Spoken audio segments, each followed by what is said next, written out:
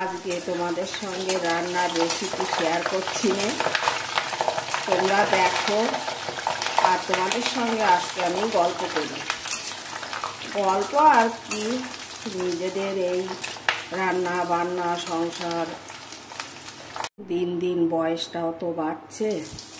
কি করব বলো, সকাল থেকে রুটি তরকারি, আবার এই দুপুরের রান্না শুরু করেছি। আর প্রতিদিন সকালে তো মেয়ের জন্য রান্না করতেই হয়, কারণ ও একটা কলেজে চাকরি পেয়েছে।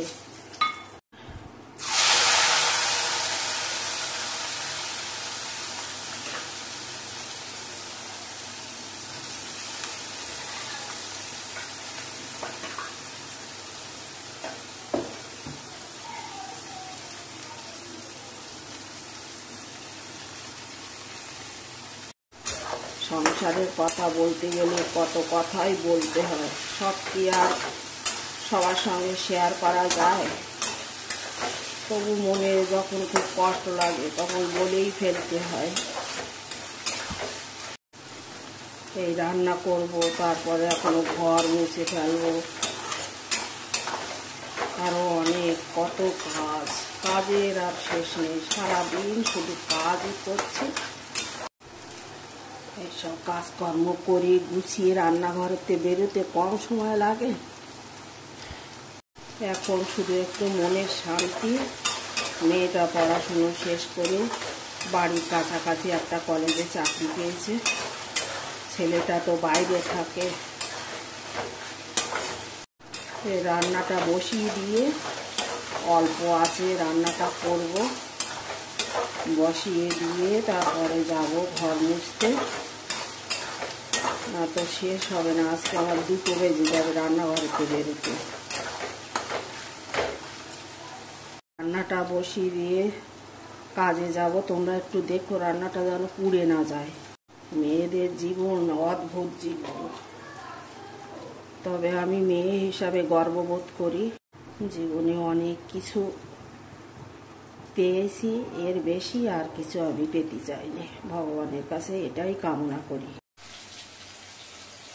রান্না করতে করতে উপরের গ্যাস অফ হয়ে গেল, আবার নিচে সেট করে নিলাম। কি যে জ্বালাতন, বাড়িতেও মানুষ নেই, কত ইয়ে করে না রান্না করতে হচ্ছে। আজকে যা অসুবিধে হলো আমার, সে কি বলবো আর। সংসার আর শেষ নেই আমার, এখনো কত কাজ আমার পড়ে আছে। তবু তো 2টো খেতে হবে, রান্না তো আমার করতেই হবে। মেয়ের আজকে ছুটি, বললো মা একটু ঝাল ঝাল করে চিকেন বানাও। চিকেনটা রান্না করে এইভাবে বসিয়ে দিয়ে রাখবো প্রায় 8 ঘন্টা মতন। তারপরে আবার ফিরে এসে রান্না করবো। ওদিকে কাজের গাদা পড়ে রয়েছে আমার। আমাদের এখন বয়স হয়ে গেছে, অত মাংস টাংস না খেলেও চলে, কিন্তু অত বয়স যাদের আমার মেয়ে ছেলে, ওরা মাংস খুব পছন্দ করে। ওদের জন্য রান্না করলে নিজেদেরও একটু খাওয়াই লাগে। কি আর করা যাবে বলো।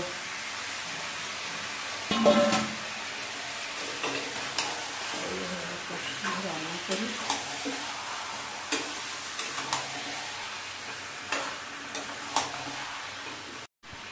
এই ঢাকা দিয়ে রেখে গেলাম, এবার খানিকটা কাজ করে আসি।